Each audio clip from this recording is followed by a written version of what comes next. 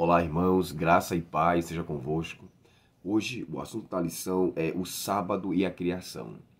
Eu respinguei para vocês aqui nessa semana falando sobre a atribuição que o sábado dá ao que Deus fez. Irmãos, se existe algo que o inimigo tentou e tenta até hoje destruir diante de seus filhos, a obra de Deus se chama criação.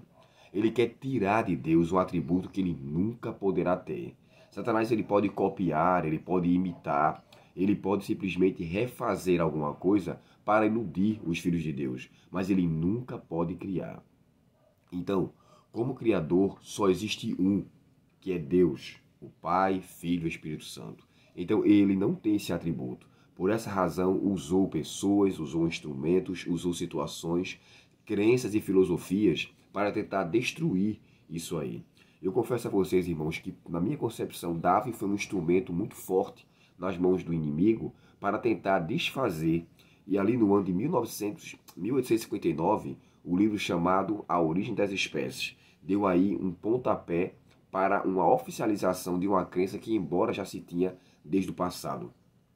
Eu volto a pedir para vocês com que leiam a contracapa da lição, nessa parte em especial aqui, ó. Mais uma vez, essa parte que está aqui. Aqui fala, irmãos, o que aconteceu no período onde as verdades estavam sendo restauradas. E aqui tem 1844, Karl Marx, também falando sobre o ateísmo. Aí aqui tem em 1859, diz assim, ó. Somente em 1859, com a obra A Origem das Espécies, Darwin publicou a teoria de que a vida na Terra teria surgido de um ancestral comum, como meio de um processo natural e acidental. Então, assim, eu ainda estou com uma voz meio afanhosa, espero que deixe para vocês entenderem. O inimigo trabalhou muito em querer desfazer de Deus aquilo que ele não poderia dar. Criação não é prerrogativa do inimigo, mas ilusão, cópia e imitação, isso ele pode fazer. Do verdadeiro, já que tudo que vem dele é falso. Então, quando eu observo a questão do sábado e a criação, lembre-se que no livro de Êxodo, capítulo 20, o sábado é lembrado para nos trazer a ênfase de que Deus criou todas as coisas. Porque em 6 dias fez o Senhor os céus e a terra, o mar e tudo que neles há. E ao 7º dia descansou. Quando a gente vai aqui para o texto de Deuteronômio, capítulo 5, e o verso 13 e 14, o texto diz assim, 14. O 7º dia, porém, é um sábado, o sábado do Senhor teu Deus. Nesse dia não farás nenhuma obra, nenhum trabalho, nem tu, nem o teu filho. Ele começa a dizer aqui, nem o teu jumento, nem teu animal, ou qualquer dos teus animais, nem do estrangeiro que estiver contigo, para que o teu servo e a tua serva descansem como tu.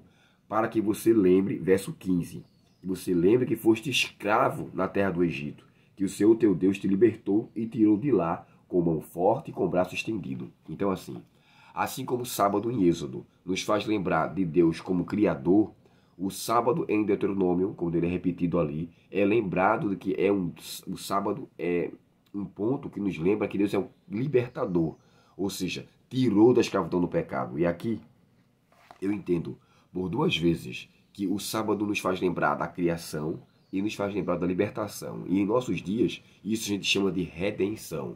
A libertação do cativeiro egípcio é um símbolo, uma representação do cativeiro espiritual que estamos passando neste mundo que é o Egito. Então, irmãos, levando em consideração que o sábado ele está em um ponto muito crucial, nos faz lembrar de que Deus nos criou e nos faz lembrar de que Deus nos redimiu, nos salvou, nos libertou. Se vermos o sábado desta forma, com certeza a nossa condição seria bem diferente. Nossos atos, nossos pensamentos seriam outros.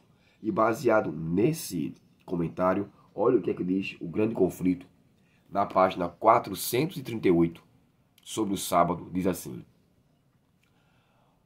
tivesse sido o sábado universalmente guardado, os pensamentos e afeições dos homens teriam sido dirigidos ao Criador como objeto de reverência e culto, jamais tendo havido idólatra, ateu ou incrédulo. Isso por quê? Porque o sábado foi descartado já desde o princípio, já desde antes. Então aqui nós entendemos que o sábado ele é crucial para a isenção de ateísmo, de incredulidade, para um reconhecimento de quem é Deus. Sabe, irmãos, a primeira pessoa na Bíblia que guardou um outro sábado falso, um outro dia, foi Caim. Ellen White descreve no livro Patriarcas e Profetas que ele escolheu o seu próprio dia de descanso. Então Caim, além de ter tantos males, ele foi o primeiro personagem a descartar o sábado como dia do Senhor. E olhe qual foi o seu final. Olha a sua descendência. Foi através de Caim, irmãos, que vieram toda a descendência de um povo perdido. De um povo que, na verdade, viveu uma vida totalmente contrária. Porque ele, em sua filosofia, com seus filhos, quando se relacionaram com os filhos de Sem, que é chamado de filhos de Deus, e as filhas dos homens, que eram as filhas de Caim, ali houve uma deturpação moral e espiritual, a ponto de o mundo ter uma degradação tão intensa, a ponto de Deus clamar, a ponto do povo clamar a Deus, e Deus então trazer um dilúvio diante daquela situação. Quando eu falo assim, clamor, é o fato da própria terra clamar por justiça, pela sua justiça. Assim como foi no passado, assim será também no dia da volta de Cristo. A terra clamará por justiça, a natureza clamará por uma vindicação. E o sábado, irmãos, ele é crucial para reconhecer quem Deus é, o que ele faz e o que ele fará no futuro. Que Deus, portanto, nos faça reconhecer que o sábado e a criação estão entrelaçados e a recriação também faz parte. Quando Deus fala assim, eis que cria novos céus e nova terra, nos quais habita a justiça, isso nos faz entender que a criação de Deus, a recriação de Deus, será um ponto crucial para que aqueles que reconheceram que Deus é um Criador e que nada de evolução, de metamorfose, de mudança tem espaço na obra-prima de Deus, quando fala naquilo que Deus fez, nos assegura de muitas ciladas que o inimigo está tentando colocar em nossa mente. E pela graça de Cristo, pela sua palavra e pelo seu Espírito, ele não há de conseguir. Que Deus, portanto, nos abençoe e nos faça reconhecer o nosso Deus, nosso Pai Celestial, como o Criador de todas as coisas. E o sábado faz parte desse memorial de Deus, a fim de nos libertar da incredulidade, da idolatria e de qualquer coisa que possa nos afastar de Deus. Oremos ao Senhor. Querido Pai Celestial, a Ti agradecemos pelo Teu cuidado e pelo Teu amor. Que os Teus filhos, Senhor, guardem a Tua palavra e os faça levar em consideração, assim como eu preciso, em ser enfático com a guarda do Teu dia, e que o sábado e a criação estão intimamente ligados um ao outro.